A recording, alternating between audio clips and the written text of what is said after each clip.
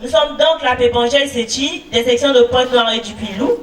Et donc aujourd'hui, nous allons vous présenter les tableaux que nous devrions vous présenter à la fête du 20 mai. Mais compte tenu du temps, c'est aujourd'hui que nous allons vous les présenter. Et donc pour cet espace, nous aurons deux tableaux. Le premier tableau sera constitué de poèmes. Et dans le deuxième tableau, nous parlerons des vertus thérapeutiques de la pyramicine et de la fête du 20 mai à travers un point de presse. Et à la coordination de cet espace, la sœur Marcel Merveille-Gimbi, membre confirmé de l'OPH, sous-section Sillon 3, encadreur de la Pépangelle Séti. Nous allons commencer avec le premier poème, Guy-Émile est précieux, la sœur Marie-Jo. Frères et sœurs, bonjour. Bonjour. Bonjour. Bonjour, que votre paix vous bénisse. Merci. Le poème que je veux vous présenter s'intitule Guy-Émile est précieux. Chantons sans cesse la bonté de Guy-Émile. Qu'une sainte allégresse remplisse notre cœur. Un salut éternel est descendu du ciel. Nous avons un Rédempteur. Au trône de la grâce, si nous levons les yeux, nous rencontrons la face du glorieux Rédempteur. Il est notre avocat. Pour les siens, il combat toujours victorieux. Poème écrit par le frère Antiété Théodore, l'homme de Dieu, et présenté par la sœur Samba Christine Marie-Jo Céleste, qui vous dit tous au revoir et à la prochaine occasion. Le poème que je vais vous présenter s'intitule Mon papa. Connaissez-vous mon papa Émile? Il est beau, il est gentil.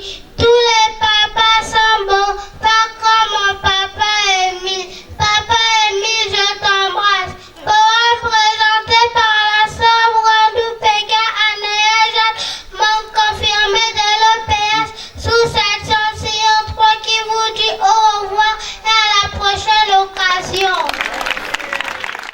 Le poème que j'aimerais vous présenter s'intitule Zanzano à le navire céleste. Nous voguons vers un beau rivage que Guy-Émile nous prépara. Nous ne craignons aucune maufrage. La grâce de Guy-Émile nous conduira. Sur cette rive hospitalière, Zanzano à terre de sauvetage, Dieu réunit ses enfants après la lutte de la terre. Devant nous la cité trois fois sainte. Bientôt va s'ouvrir le port de nos cœurs.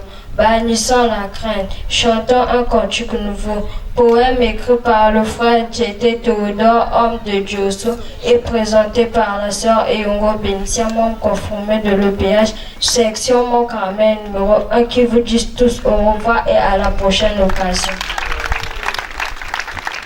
Merci la sœur Bénitia. Le poème que je vais vous présenter s'intitule Le consolateur, l'esprit de vérité.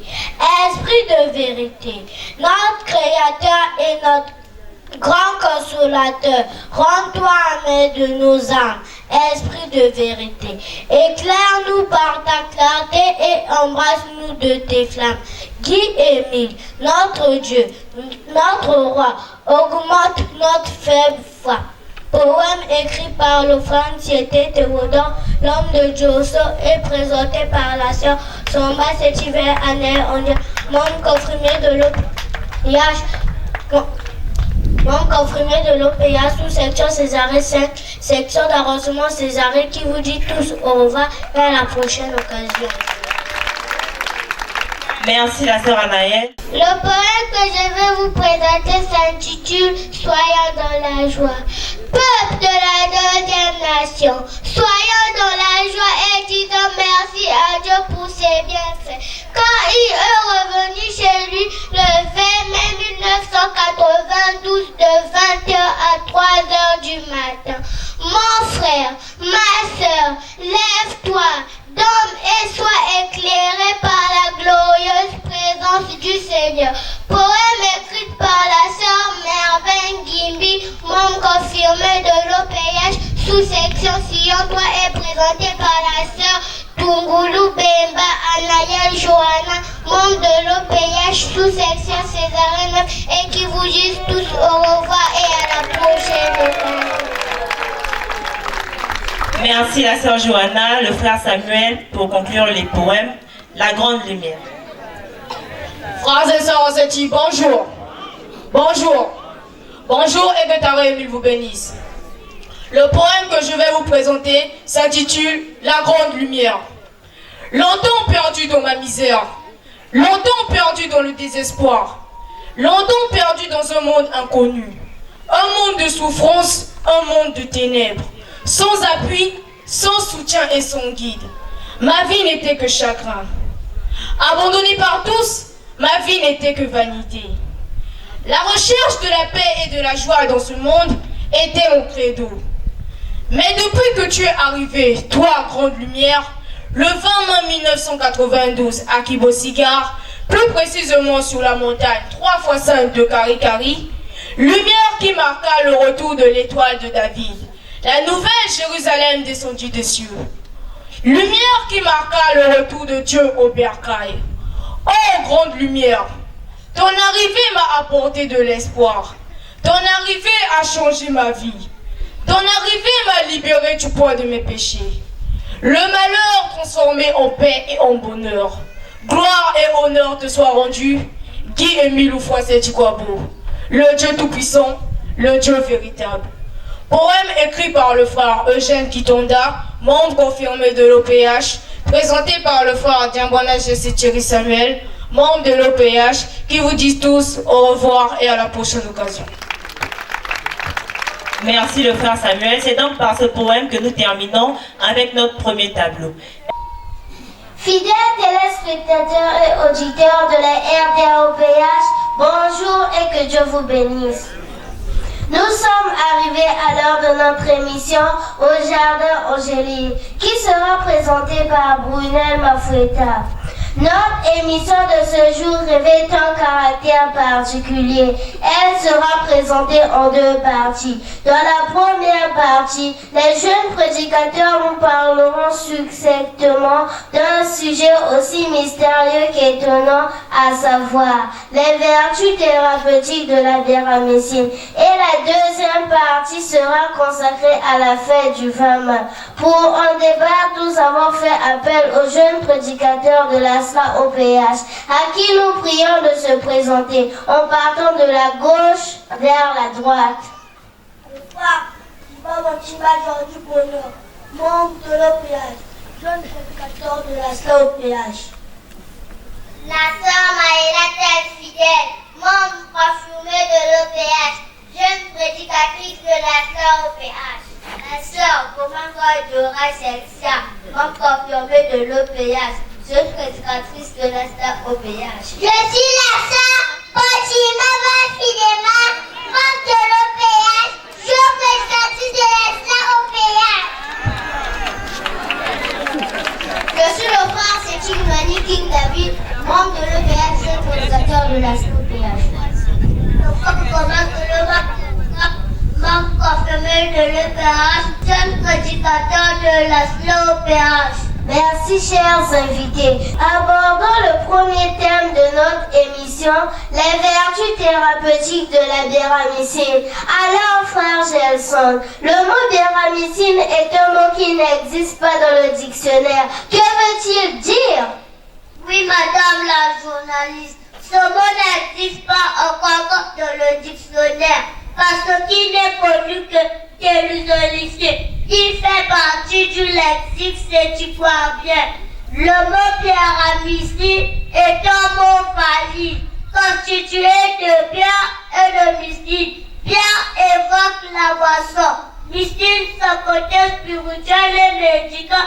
Je l'ai terminé, madame la journaliste. Avez-vous quelque chose à ajouter, sœur Fidema? Oui, madame la journaliste. Allez-y. Merci, madame la journaliste. La béramycine est donc une pierre dans laquelle Dieu introduit ses médicaments spirituels pour la guérison de toutes sortes de maladies. Je l'ai vraiment terminé.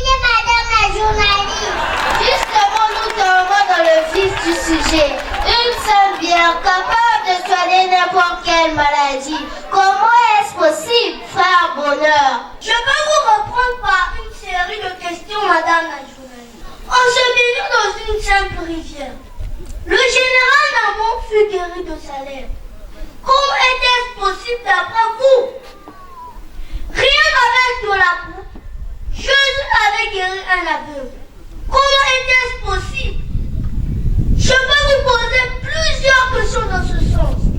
En réalité, ce n'est pas la rivière, ni la boue qui les avait guéris, mais plutôt les médicaments spirituels que Dieu avait mis en eux. Car tout est sanctifié par la parole de Dieu et la prière. 1 Timothée 4, verset 5. C'est pareil pour la bière. Une fois qu'on collage, je lui mets sa médecine spirituelle. Et à ce moment, on parle de la diarmycine. Puis devient un médicament qui soigne et guérit. J'en ai terminé, madame la journaliste. Frère King David, avez-vous dans la salle OPS des gens qui ont été guéris par la diarmycine? Oh, laissez-moi dire, madame la journaliste. Tous les oliviers ayant atteint un niveau relativement élevé de spiritualité et de foi à un témoignage sur la diarmycine. Et il est écrit dans le livre intitulé Rappel des messages de Papa qui, depuis une fois, c'est du corbeau dans Dieu. Par son serviteur fidèle, Loukeba Lukumaï Luteji. À la page 23, au 3e paragraphe. Ce qui suit. Quant à la diarmycine, je n'ai rien dit de nouveau. C'est l'enseignement de notre Dieu. Prendre la diarmycine est une question de foi de chaque personne. Je vous dis d'ailleurs qu'il y a des frères et sœurs qui ont déjà atteint cette étape. Et pour eux, les médicaments ne sont rien. À tout selon les personnes ayant été guéries par la diarmycine sont nombreuses. Ce ne sont pas des utopies. Si pour vous cela est incroyable ou impossible, pour nous les oliviers cela relève de l'ordinaire. Ça fait partie de notre quotidien. Je n'ai terminé, madame la journaliste. Vous vous délivrez donc de vos lieux de prière en prenant de la bière, sœur fidèle. Aucunement, chère journaliste. Nous savons pertinemment que la consommation excessive de la bière est prohibée dans la Bible. Selon Proverbe 20, verset 1, qui but, je cite. Le vin est moqueur, les liqueurs sont tumultueuses. Quiconque en fait excès n'est pas sage. Fin de citation. Raison pour laquelle nous en prenons avec modération. Car c'est le côté spirituel qui compte et non la quantité. J'en ai terminé, madame la journaliste. Pourtant, la bière n'est pas une bonne chose dans les lieux sacrés, sœur Gelsia. Ça, c'est une conception erronée de ceux qui lisent la Bible à l'envers, chers journalistes. Ça peut paraître nouveau et extraordinaire, mais ce n'est nullement un péché de boire et de fêter en présence de Dieu. Souvenez-vous de Genèse 14, qui relate la rencontre de Melchisédek et Abraham. Mais ils ont bu ensemble. Mais c'est même Melchisédek, Dieu qui a porté le vin. Deutéronome 14, verset 26. Recommande même de payer nos dîmes dans les lieux sacrés, devant l'autel de Dieu, en mangeant et buvant du vin, et même des lucarnes fortes. Ce qu'on appelle whisky et truc et bouffe de nos jours. J'en ai terminé, madame la journaliste. Ouf! Les gens de Louzola ne cesseront jamais d'étonner le monde. Frère Bonheur, votre dernier mot pour conclure, s'il vous plaît. Pour conclure, nous disons que les vertus thérapeutiques de la diarmycine sont réelles et prouvées. Donc, qui que vous soyez, quelle que soit votre maladie, votre religion, si vous prenez la diarmycine avec foi, vous serez guéri. Rapprochez-vous de nos lieux de prière avec foi et prenez la diarmycine. Et soyez guéris au nom de Papa qui est mis vous face du corbeau. Qui que vous soyez, quelle que soit votre maladie, même incurable. J'en ai terminé, madame la journaliste. La biéravicine qui n'est autre que la prise de la bière ou de l'alcool dans les lieux de prière scandalise et bouleverse le commun des mortels, car celle-ci est donnée à toutes les couches, vieux, jeunes, enfants et même aux nouveau-nés présents pendant la prière. Mais pourquoi cela n'est pas dangereux pour la vie des enfants? Ce thème est tellement vaste et passionnant que nous vous inviterons à nouveau sur ce plateau de la RDA OPH pour en parler davantage, chers jeunes prédicateurs. Pour nous permettre de souffler, nous allons faire un tour du côté de la régie.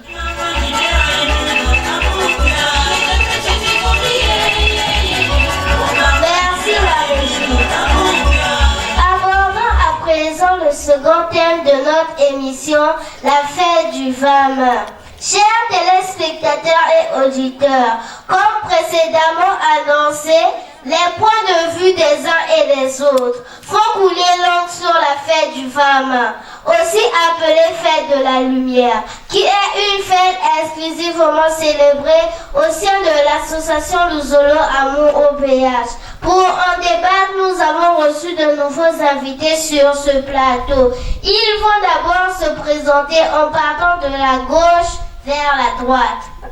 La sœur Baptiste de Jessé Blanchi, membre confirmée de l'OPH, jeune prédicatrice de l'ASLA OPH. La sœur Bénicia Moussoro, membre de l'OPH, jeune prédicatrice de l'ASLA OPH. La sœur Biakari Juliana, membre de l'OPH, jeune prédicatrice de l'ASLA OPH. Le frère Migouni Fef, membre confirmé de l'OPH, jeune prédicateur de l'ASLA OPH. Merci, chers invités. Toute la ville de Pointe-Noire, tout le Kouilou en parle, tout le quartier de Ngoyo était en alerte. Pouvez-vous nous situer sur la portée spirituelle de cette fête, sœur Juliana? Bien sûr que oui, madame la journaliste. Le 24 juillet 1991 à 19h45, l'ange de l'Éternel visita Guy-Émile Oufouassé-Tikwabo et lui annonça que Dieu réaliserait des merveilles au Congo, en Afrique, pour le bien de l'humanité. En effet, le 20 mai 1992, de 20h à 3h du matin, la promesse faite à Émile par l'ange devient réalité. Compte tenu de tout ce que notre Dieu d'amour et de paix a réalisé au mont Kari-Kari dans la nuit du 20 mai 1992, de 20h à 3h du matin. En implantant sa grande et terrible lumière, cette journée du 20 mai est célébrée chaque année de génération en génération dans l'association Luzolo Amour OPH, et ce depuis l'an 2001. J'en ai terminé, madame la journaliste. L'étoile de David est descendue au mont Kari-Kari, à Kibosiga, au Congo-Brazzaville. Jusque-là, j'ai encore un peu du mal à comprendre la portée spirituelle de cette fête. Frère Fef, pouvez-vous nous éclairer davantage, s'il vous plaît? Oui, madame la journaliste. À la naissance de Jésus, une étoile divine parut dans les cieux pour indiquer son lieu de naissance aux 3 rois mages. Cette étoile était en visite et ne pouvait pas descendre pour y rester. Elle était suspendue dans le ciel. Matthieu 2, verset 9. C'est donc cette même étoile qui jadis indiqua depuis les cieux le lieu de naissance d'Emmanuel en terre d'Israël, qui est venu s'implanter définitivement en terre africaine du Congo-Brazzaville. De 20h à 3h du matin, l'étoile a tournoyé en boule de feu tout autour de la montagne de Kari-Kari, puis elle a roulé et s'est arrêtée. De par l'implantation de cette lumière, le mont Kari-Kari est devenu la nouvelle demeure 3 fois sainte de l'Éternel, la nouvelle Jérusalem descendue des cieux, conformément à l'Apocalypse 21 du verset 1 à 3. J'en ai terminé, madame la journaliste. Sœur Blanchie, nous savons tous que Jérusalem se trouve en Israël. Aucun livre de géographie ne nous dira le contraire. D'où vient-il alors que vous nous parlez d'une Jérusalem qui se trouvera au Congo? Vous faites bien de souligner ce fait, madame la journaliste. Dites-nous un peu, où se trouve la ville d'Orléans? En France, bien sûr. Et la Nouvelle-Orléans? Aux États-Unis. Où voulez-vous donc en venir, sœur Blanchie? Vous conviendrez aussi avec moi que York se trouve en Angleterre, mais que New York se trouve aux États-Unis. Donc, quand nous parlons de Nouvelle-Jérusalem, celle-ci ne peut pas être au même endroit que celle qui se trouve en Israël. Aussi, le lieu d'implantation du royaume céleste en cette 4e génération est une montagne, comme le déclare l'Apocalypse 21, verset 10. Je cite.